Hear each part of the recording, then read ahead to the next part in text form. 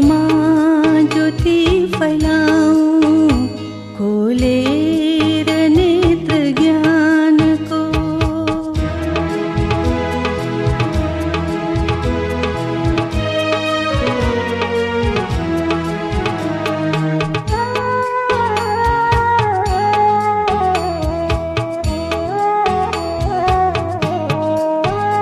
प्रकाश फैलिँदैछ विश्वको चारैतिर, प्रकाश फैलिँदैछ विश्वको चारैतिर।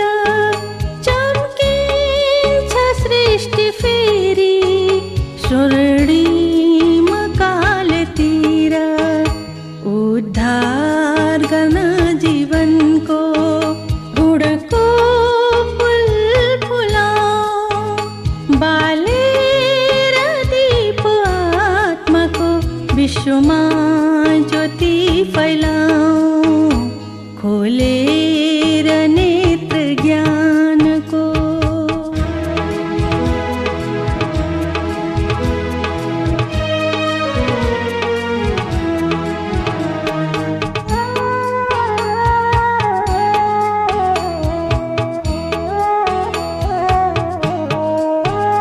रोपेर बिरुवा गुणको हरियाली यहाँ फैलाऊं, रोपेर बिरुवा गुणको हरियाली यहाँ फैलाऊं। उजाड मरुभूमिमा सदा बहार ल्याऊं, स्वर्गको स्रष्टा शिवको स्मृति सबलाई दिलाऊं, बालेर दीप आत्माको विश्वमा ज्योति फैलाऊं, खोलेर नेत्र ज्ञानको। अन्धकार मनको हटाऊं, बालेर दीप आत्माको विश्वमा ज्योति फैलाऊं, खोलेर नेत्र ज्ञानको, खोलेर नेत्र ज्ञानको। अन्धकार मनको हटाऊं, बालेर दीप आत्माको विश्वमा ज्योति फैलाऊं, खोलेर नेत्र ज्ञानको, खोलेर नेत्र ज्ञानको, खोलेर नेत्र ज्ञान। ओम शान्ति। प्यारे बाबाको आजको महावाणी छ। आज 2078 साल श्रावण 16 गते शनिबार, तदनुसार 31/7/2021। बाबा आज हामी बच्चाहरूलाई नशा चढाउँदै हुनुहुन्छ। बाबा भन्नुहुन्छ, मिठे बच्चे, तिमीलाई नशा हुनुपर्छ। हाम्रो बाबा आउनु भएको छ हामीलाई विश्वको मालिक बनाउन।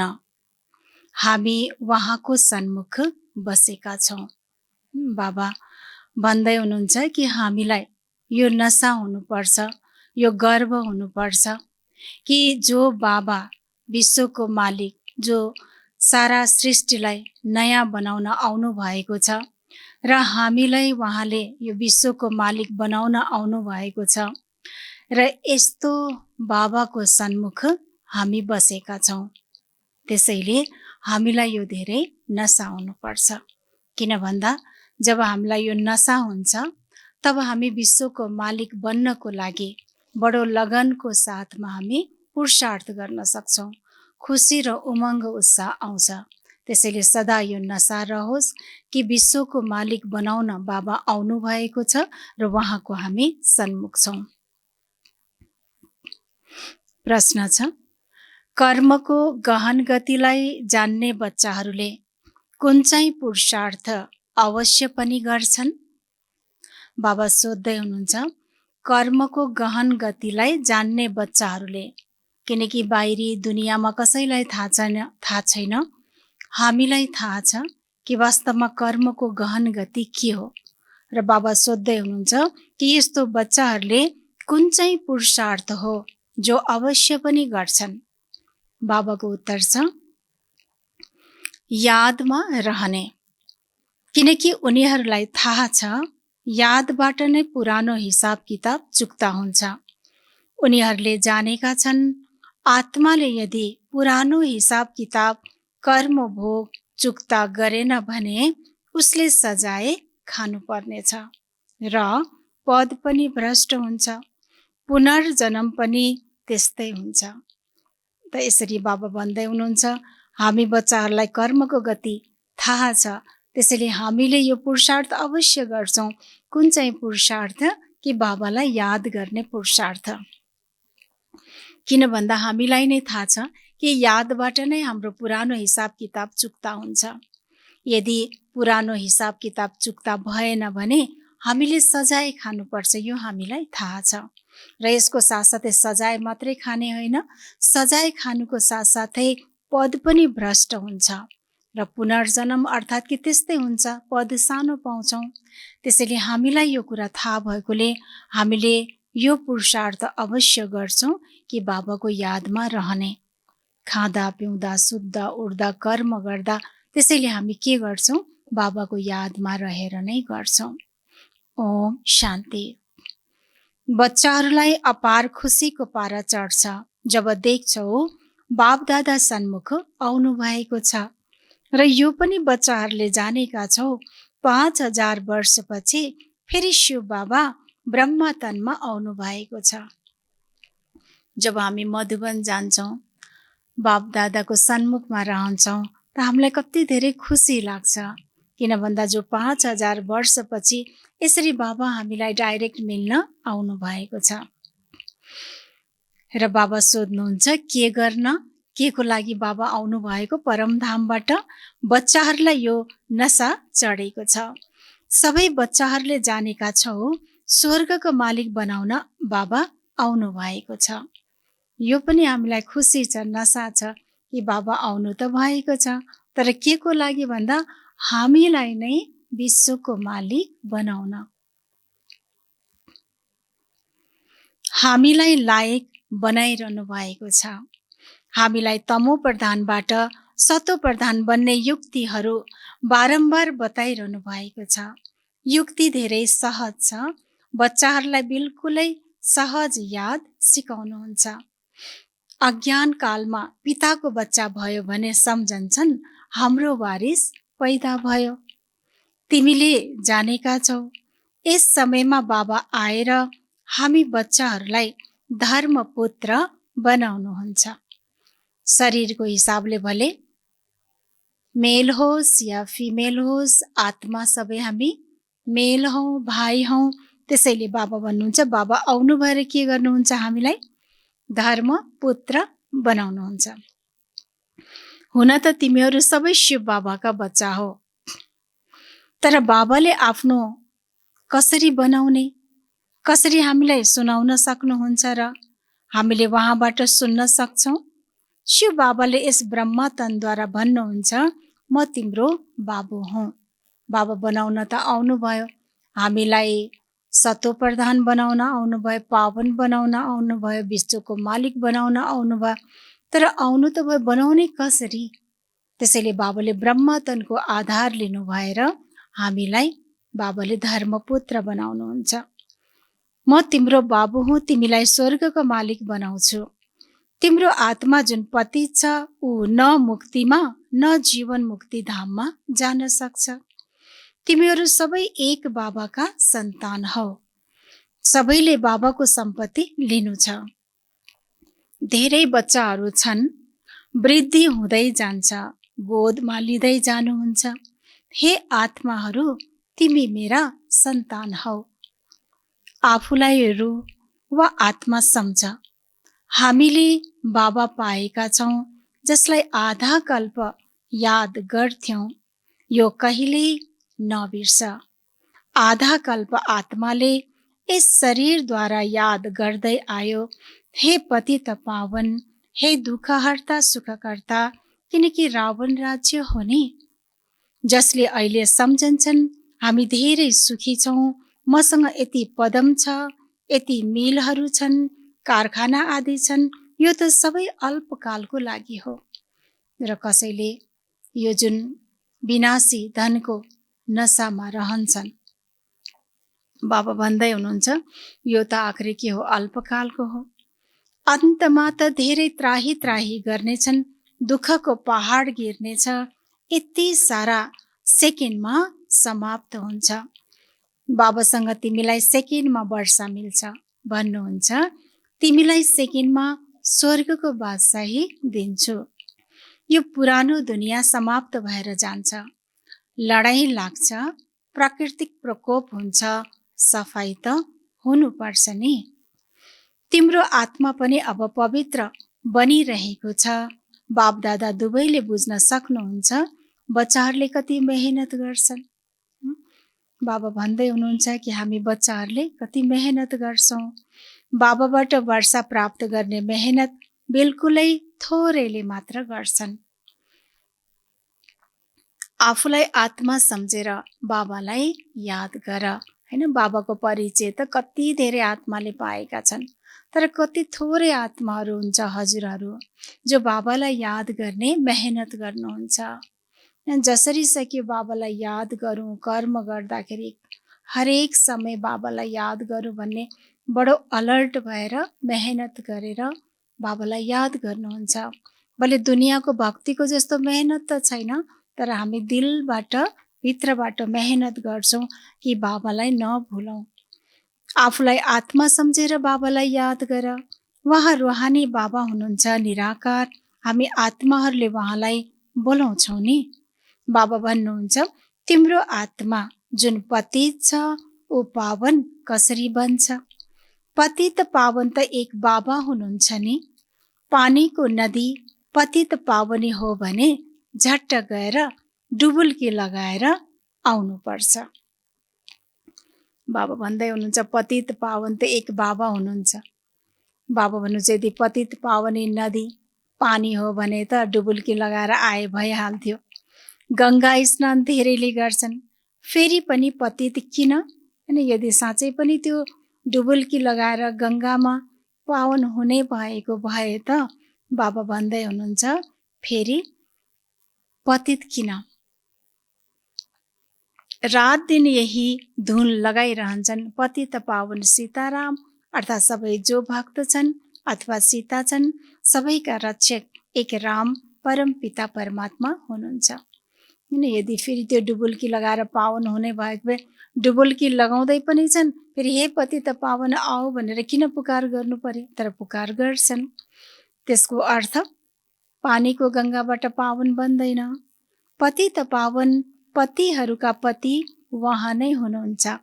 उहाँ जब आउनुहुन्छ तब आएर पावन बनाउनुहुन्छ। अब बाबा भन्नुहुन्छ मेरो श्रीमतमा तिमी चल्नु छ, अरू कसैको मतमा नचल। त्यसैले बाबा भन्दै हुनुहुन्छ कि तिम्रो पुकार सुनेर म आएँ, तिमीलाई पावन बनाउन आएको छु। तर बाबा अब ध्यान दिलाउँदै हुनुहुन्छ कि त्यसको लागि तिमी मात्रै मेरो मतमा चल्नुपर्छ, बाँकी अरू कसैको मतमा चल्नु छैन, न मनमतमा न परमतमा। उनीहरूले त सम्झन्छन् भक्तिबाट भगवान मिल्नुहुन्छ। यदि भक्तिबाट भगवान मिल्नुहुन्छ भने यस्तो किन भनिन्छ भक्तहरूको रक्षा गर्न आउनुहुन्छ। भक्तहरूमा के आपत आयो जसकारण उनको रक्षा गर्नुहुन्छ? रक्षा तब गरिन्छ जब कुनै आपत आउँछ। बाबा भन्नुहुन्छ तिम्रो कति दुर्गति भएको छ, यो हो रौरव नर्क। सबै दुखी रोगी छन्। घर घरमा हेर के भइरहेको छ। संसारमा अहिले के हालत छ, कस्तो समय आइपुगेको छ। हरेक आत्मा घर घरमा कुनै न कुनै चिन्ता छ, भय छ, त्रास छ। त्यसैले बाबा भन्नुहुन्छ घर घरमा हेर के हालत भएको छ आत्माहरूको। दुःखै दुःख, त्यसैले पुकार्छन् बाबा हाम्रो दुःख हर्नुहोस्, सुख दिनुहोस्। यहाँ नै सदा सुख थियो, अब दुःख छ। यहाँ कुनै कुरा हो, अरू खण्ड त हुन् नै अलग, ती त आउँछन् नै पछि। कसैले 60 जन्म, कसैले योभन्दा पनि कम जन्म लिन्छन्। 84 जन्म देवता धर्मकाले लिन्छन्। यस हिसाबले आधा कल्पपछि जो आउँछन् उनीहरूको 84बाट आधा जन्म लिनुपर्ने हुन्छ। यस्तो होइन सबैले 84 को चक्र पूरा गर्छन्। मनुष्यहरूलाई त बाबा भन्दै हुनुहुन्छ, मनुष्यहरूलाई त जे आउँछ त्यो बोलिदिन्छन्। अब तिमी बच्चाहरूले बाबाद्वारा अविनाशी ज्ञान रत्नहरूले झोली भरिरहेका छौ। हामी के गर्दैछौँ? बाबाबाट अविनाशी ज्ञान रत्नद्वारा बुद्धि रूपी झोली भरिरहेका छौँ। रत्न त धेरै मूल्यवान छन्। बाबाले धेरै सहज बनाएर सम्झाउनुहुन्छ। बाबा भन्नुहुन्छ, तिमीले बोलाउँदै आयो, हे पतित पावन, आएर हामीलाई पावन बनाउनुहोस्। त्यसैले बाबा आउनु भएको छ। अब तिमीले बुझेका छौ, हामी पावन बन्छौँ अनि स्वर्गको मालिक बन्छौँ। शिव बाबाले हामीलाई पत्थर बुद्धिबाट पारस बुद्धि, पत्थरनाथबाट पारसनाथ बनाउन आउनु भएको छ। भक्ति मार्गमा चित्र सबै ढुङ्गाका बनेका छन्। ढुङ्गालाई ढोगिरहन्छन्। बाबा भन्नुहुन्छ, तिमीले जति नै मेहनत गर फाइदा केही हुने छैन। हैन, ढुङ्गामा जतिसुकै ढोगेर पनि केही हुनेवाला छैन। हामीले बाबा भन्नुहुन्छ श्रेष्ठ कर्म गर्नु छ। त्यसको लागि श्रीमत चाहियो। श्रीको मत लिनु छ, बुझ्नु पर्यो, सुन्नु पर्यो। त्यसको साथसाथै उहाँलाई याद गर्नु पर्यो, आत्माको विकर्म विनाश गर्नु पर्यो। बाबा भन्छ यतिकै पूजा मात्रै गरेर ढोगेर मात्रै घरमा आयो, सक्यो जस्ताको त्यस्तै। बाबा भन्नुहुन्छ यसबाट केही पनि फाइदा छैन। पहिला त तिमी बलि चढ्थ्यौ, फेरि पनि के फाइदा भयो? मुस्किलले देवीको साक्षात्कार होला, फेरि जस्ताको त्यस्तै। धेरैभन्दा धेरै के हुन्छ? साक्षात्कार हुन्छ, देवीको साक्षात्कार हुन्छ, निराकार ज्योति स्वरूप परमात्माको साक्षात्कार हुन्छ। साक्षात्कार त भयो, तर ज्ञान लिएको छैन, परिचय छैन, याद छैन, विकर्म विनाश हुँदैन। ज्ञान छैन, श्रेष्ठ कर्म हुँदैन, फेरि जस्ताको त्यस्तै। पुरानो स्वभाव संस्कार परिवर्तन हुँदैन, त्यही चालचलन, त्यही खानपान, त्यही व्यवहार, त फेरि के हुन्छ? बाबा भन्नुहुन्छ जस्ताको त्यस्तै। पतित पावन बाबा आउनुहुन्छ एक पटक सङ्गममा। सतयुगमा त भक्ति मार्गको कुरा नै हुँदैन। बाबाले त भन्नुहुन्छ गला काट, यो गर। भक्ति मार्गमा अनेक प्रकारले के गर्छन्? पहिला देवीहरूका मूर्तिमा मनुष्यको बलि चढाउँथे। बाबा भन्नुहुन्छ तिमी सुध्रिएका थियौ, त्यसैले देवता थियौ। पहिला हामी सुध्रिएका थियौँ, त्यसैले देवता थियौँ। बाबा भन्छ अहिले त्यसको उल्टो के भयो? बिग्रेका छौँ। त्यसैले बाबा भन्छ फेरि हामी सुध्रिनु छ, तब नै फेरि हामी देवता बन्छौँ। अब कति पत्थर बुद्धि बनेका छौ, तिमीलाई स्वर्गको बादशाही दिएको थिए। कति सुन हिरा ज्वारातका महल थिए, अथाह धन थियो, त्यो के गर्यौ? अब तिमी कति दुखी बनेका छौ। तिमी वास्तवमा देवी देवता धर्मका थियौ नि। बाबाले हामीलाई एकदम निश्चय गराउँदै हुनुहुन्छ। यदि निश्चयको कमी कोही बच्चालाई छ भने बाबा अझै निश्चय गराउँदै हुनुहुन्छ कि तिमी नै त थियौ नि देवी देवता पूज्य। अब तिमी रजो तमोमा आएका थियौ, तिमी त देवता धर्मका थियौ, फेरि आफूलाई हिन्दू किन कहलाउँछौ? अरू सबै धर्मकाले आआफ्नो धर्मलाई नै मान्छन्। सबै मनुष्यको धर्म त एउटै हुन्छ नि।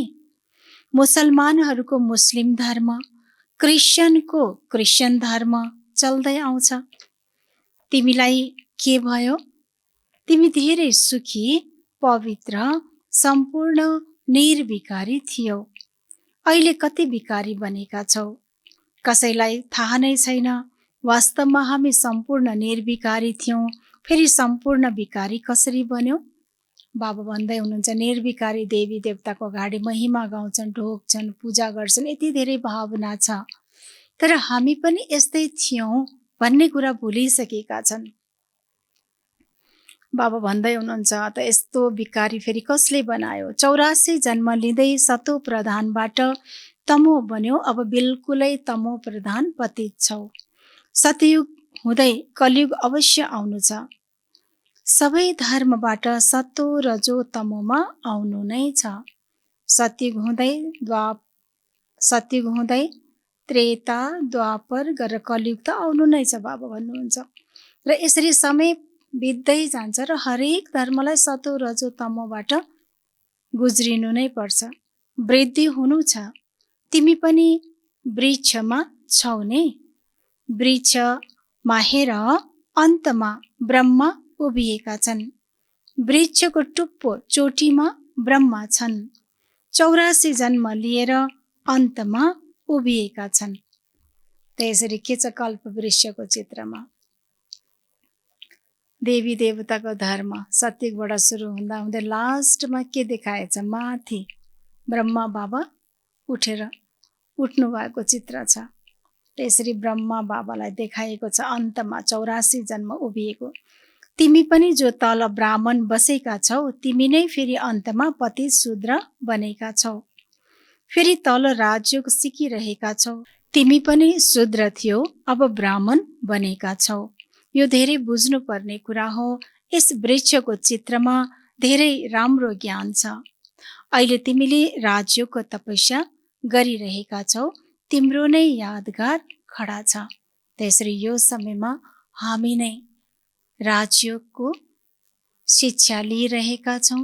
हामी नै तपस्या गरिरहेका छौँ।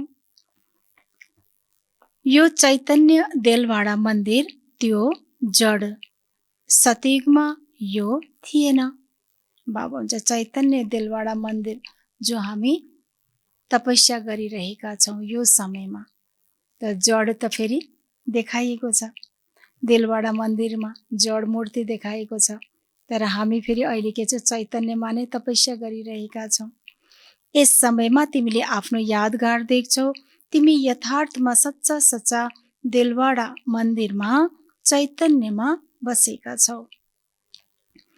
देलवाडा मन्दिर जो दिल्ली नै बाबा हुनुहुन्छ, उहाँको साथमा, उहाँको गोदमा हामी चैतन्यमा तपस्या गरिरहेका छौँ। स्वर्गको स्थापना भइरहेको छ। फेरि स्वर्गमा गएपछि यी मन्दिर आदि केही पनि हुँदैन। यी मम्मा बाबा र हामी बच्चाहरू बसेका छौँ। हुबहु यो तिम्रो मन्दिर हो। नाम नै राखिएको छ मधुबन चैतन्य देलवाडा मन्दिर। फेरि जब भक्ति मार्ग सुरु हुन्छ अनि यी मन्दिर बनाउँछन्। मधुबन के हो? हामी सबै बच्चाहरू जहाँ जहाँ छौँ तपस्या गरिरहेका छौँ। देलवाडा मन्दिर चैतन्य। बाबाले तिमीलाई धेरै धनवान बनाउनु भएको छ। त्यसैले तिमीले नै फेरि उहाँको मन्दिर बनाउँछौ। शिवको मन्दिर एकजनाले मात्र बनाउँदैनन्, सबैले बनाउँछन्। यथा योग्य यथा शक्ति। जति छ त्यही अनुसारले सबैले बाबा भन्छ एकले मात्र होइन, सबैले शिवको मन्दिर बनाउँछन्। किनकि शिवका भक्त धेरै छन्। तिमीले जानेका छौ हामी पूज्य थियौँ, फेरि द्वापरमा पुजारी बन्यौँ। शिव बाबा जसले यति धनवान बनाउनुहुन्छ, भक्तिमा फेरि तिमीले नै उहाँको मन्दिर बनाउँछौ। यी कुरालाई अहिले तिमीले नै जानेका छौ। त्यसैले अब पुरुषार्थ गरेर फेरि राजाहरूको राजा बन्नु छ। सत्ययुगमा भनिन्छ महाराजा, त्रेतामा भनिन्छ राजा। फेरि दुनियाँ पतित बन्छ, फेरि महाराजा पनि पतित, राजाहरू पनि पतित हुन्छन्। उनले निर्विकारी महाराजाहरूका मन्दिर बनाएर पूजा गर्छन्। कति रहस्य बाबाले सम्झाउनु भयो। जो सतयुगमा स्वयं महाराजा थिए, त्रेतामा राजा थिए, फेरि पनि पवित्र नै थिए राजा भए तापनि। तर द्वापरबाट ती आत्मा नै पतित बन्छन्। भले राजा नै बने तापनि तर फेरि आफ्नो सुरुवातको मन्दिर फेरि आफैले बनाउँछन्, मूर्ति बनाउँछन्। आफ्नो त्यसैले भनिन्छ नि आफै पूज्य आफै पुजारी। फेरि सुरुको आफ्नो महाराजाको मूर्ति बनाएर फेरि पूजा गर्न थाल्छन्। पहिला सुरुमा शिवका मन्दिर बनाउँछन्, फेरि देवताहरूका बनाउँछन्, स्वयं नै मन्दिर बनाएर पुज्छन्। 84 जन्म त भोग्छन् नि। आधा कल्प तिमी पूज्य फेरि आधा कल्प पुजारी बन्छौ। मनुष्यले फेरि सम्झन्छन् भगवान आफै पूज्य आफै पुजारी हुनुहुन्छ। सबै थोक उहाँले नै दिनुहुन्छ, उहाँले नै छिन्नुहुन्छ। ठिक छ, जब उहाँले दिनुभयो अनि लिनुभयो फेरि तिमीलाई चिन्ता किन? मनुष्यहरूले भन्ने गर्छ नि प्राप्ति भयो भने पनि भगवानले दिनुभएको, केही तलमाथि भयो भने पनि भगवानले लिनुभयो, भगवानले छिन्नुभयो। र बाबा भन्दै हुनुहुन्छ यदि तिमीलाई थाहा छ भगवानले नै दिनुभएको हो भने भगवानले लिनुभयो त के भयो त? बाबा भन्छ चिन्ता किन, तिमी त ट्रस्टी भयो, फेरि रुने के आवश्यकता छ? बाबा बसेर आत्माहरूलाई सम्झाउनुहुन्छ।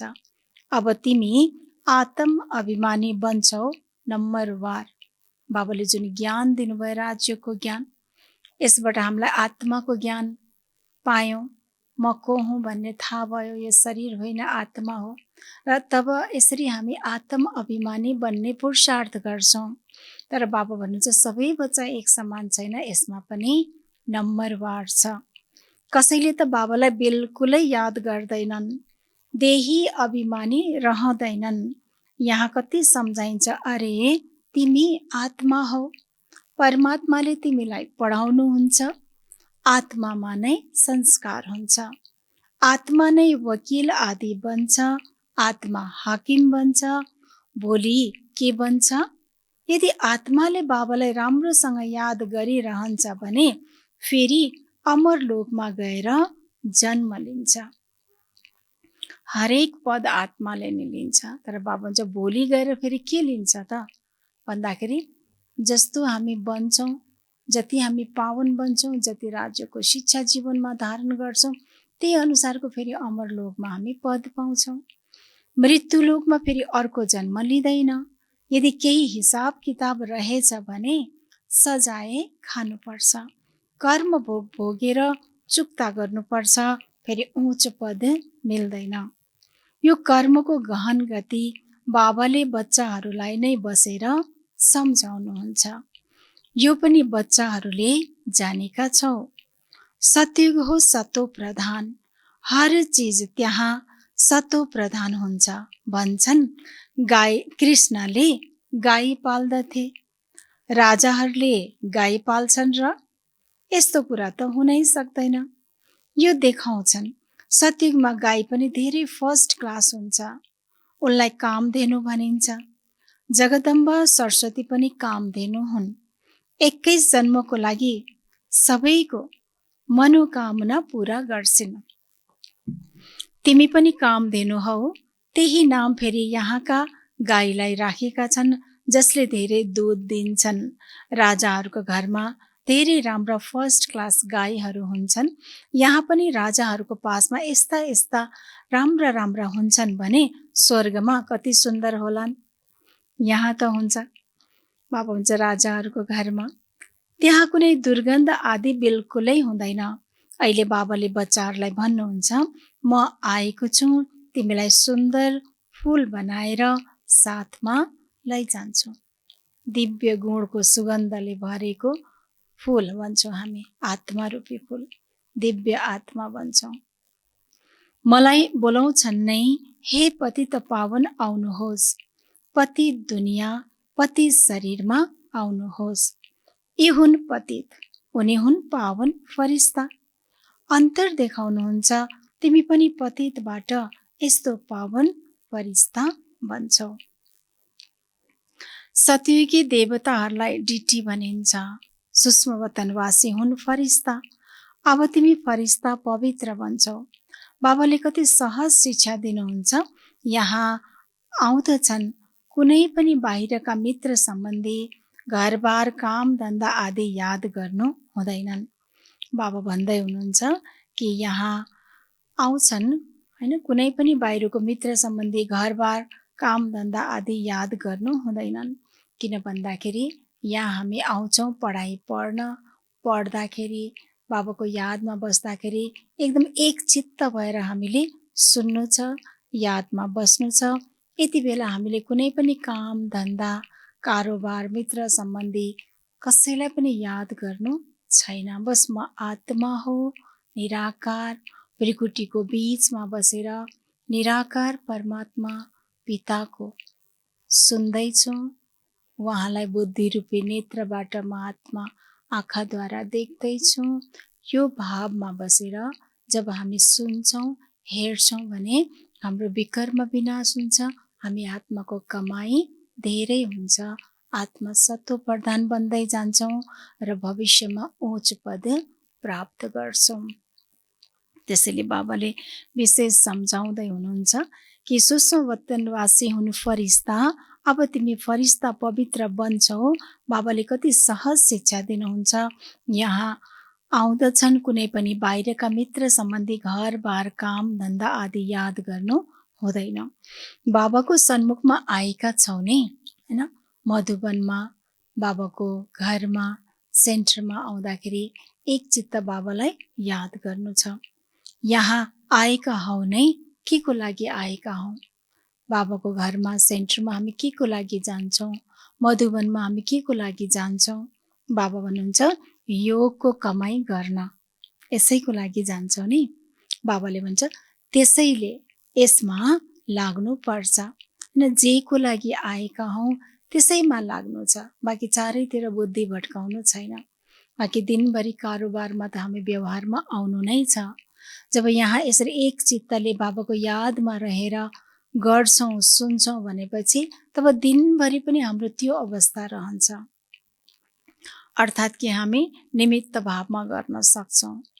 बाबा भन्नुहुन्छ नि देखते हुए नहीं देखो, सुनते हुए नहीं सुनो, त कुनै पनि प्रभाव हामीलाई पर्दैन। स्थिति हाम्रो अचल अटोल हुन्छ।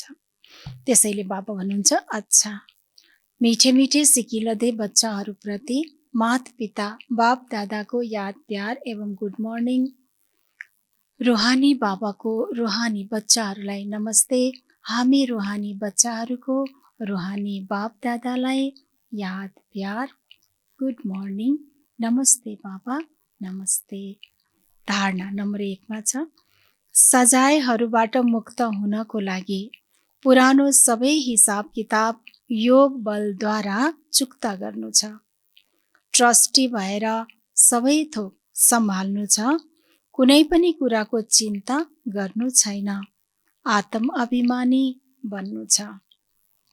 बाबा भन्दै हुनुहुन्छ सजायबाट मुक्त हुनको लागि नै हामीले के गर्नु छ? पुरानो हिसाब किताबलाई त चुक्ता गर्नु पर्यो र त्यसको लागि नै के चाहिन्छ? योग बल चाहिन्छ। त्यसैले जति सक्यो बाबालाई याद गर्नु छ र फेरि पनि घर व्यवहार कारोबार सम्हाल्नु नै छ। तर त्यसको लागि के भन्नुभयो बाबाको डाइरेक्सन कि ट्रस्टी भएर सम्हाल, निमित्त भएर सम्हाल।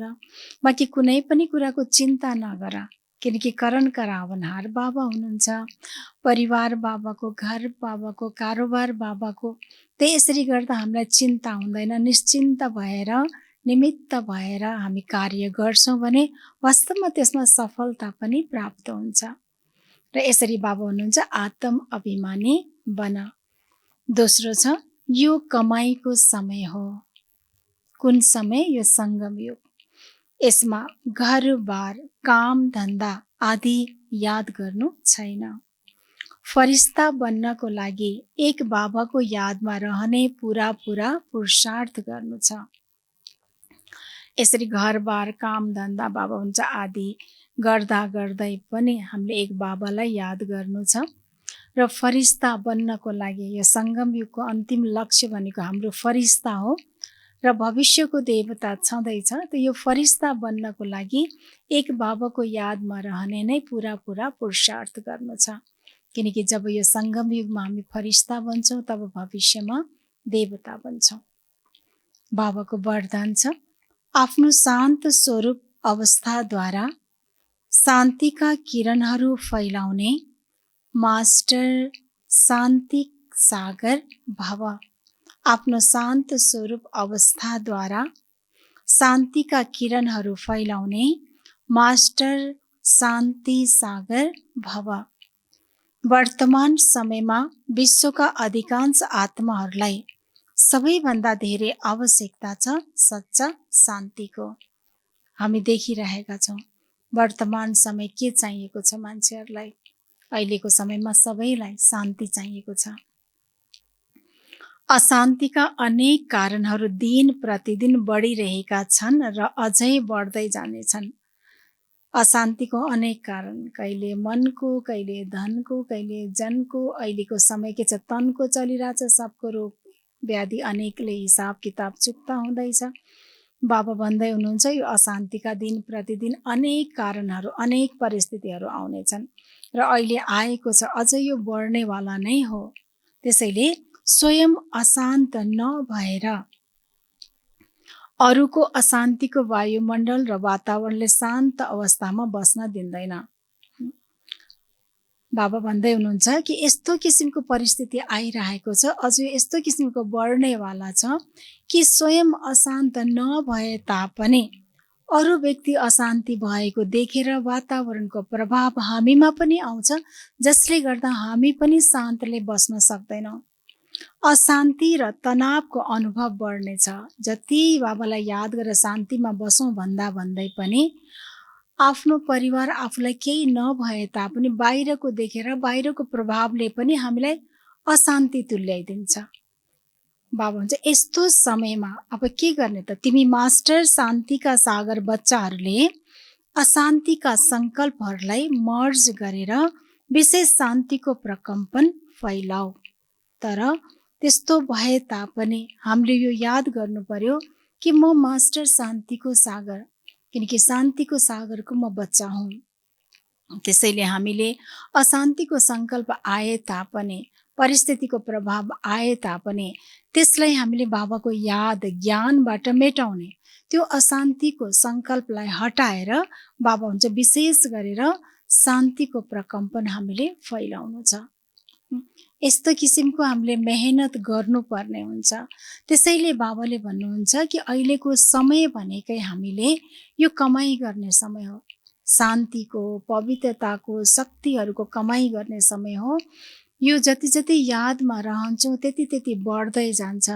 तब नै हामीलाई अन्तको समयमा परिस्थिति र वातावरण वायुमण्डलले हामीलाई त्यसको प्रभाव पार्दैन। त्यस्तो प्रभाव परे तापनि फेरि पनि हामीले त्यो कुरालाई भुलेर शान्तिको प्रकम्पन फैलाउन सक्छौँ। फैलाउनु पर्ने पनि हुन्छ। बाबाले भन्छ फैलाउनु पर्छ। तर त्योभन्दा अगाडि के छ त, त्यसको लागि के चाहियो त, आखिरी घुमिफिरी आयो, याद नै चाहियो। बाबाको यादै गर्नु पर्यो, योगको शक्ति नै चाहियो। त्यसैले आज सारा मुरलीमा बाबाले के याद दिलाउनु भयो, बाबाको याद, हर समय बाबाको याद, यो नै हामीले जमा गर्नु छ। त्यसरी अन्तको समयमा विशेष गरेर शान्तिको प्रकम्पन नै फैलाउनु छ। त्यसैले बाबाले आज वरदान पनि दिनुभयो, शान्ति सागर भव। सागर, शान्ति सागर भव भनेर वरदान दिनुभयो।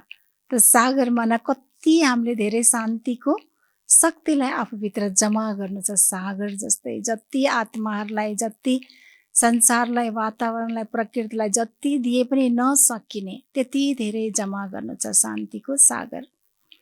स्लोगन छ, बाबाका सर्वगुणहरूको अनुभव गर्नको लागि सदा ज्ञान सूर्यको सन्मुख रहने गर।